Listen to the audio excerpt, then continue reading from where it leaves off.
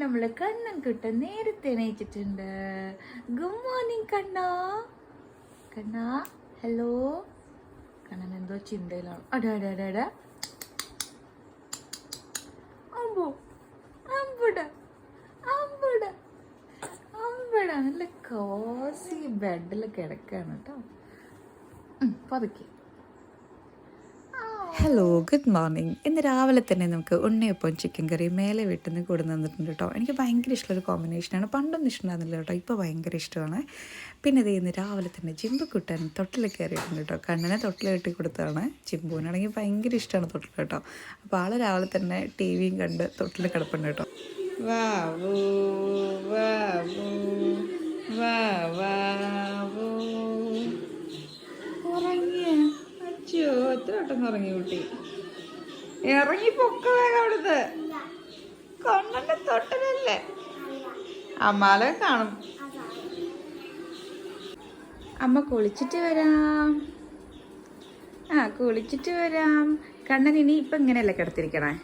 ഇനി ഞാൻ വരുമ്പം എവിടെയാന്ന് നോക്കോട്ടോ. നല്ല എക്സ്പ്ലോർ ചെയ്യട്ടപ്പോൾ ആള് അല്ലേ.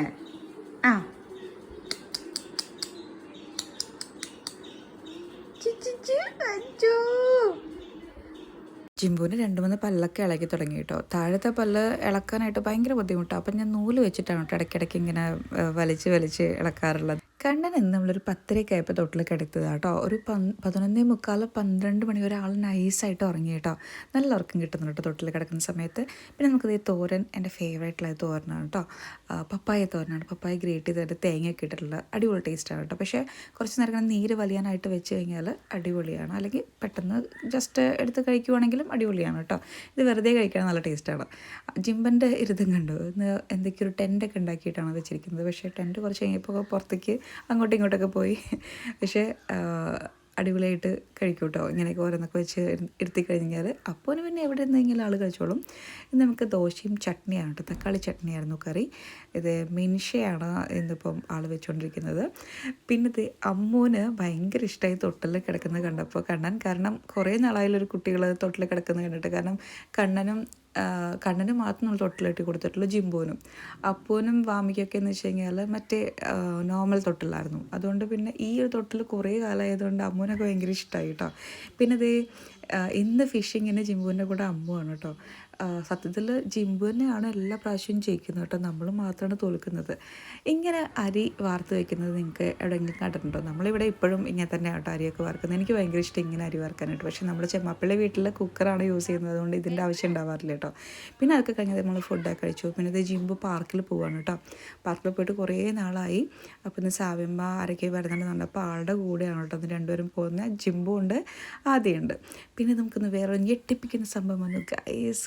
നമ്മൾ കറണ്ട് ബില്ല് വന്നു 8,000 സംതിങ് ഉണ്ടായിട്ട് 9,000 ജസ്റ്റ് 50 സംതിങ് അത്രയും കുറവുള്ളൂ.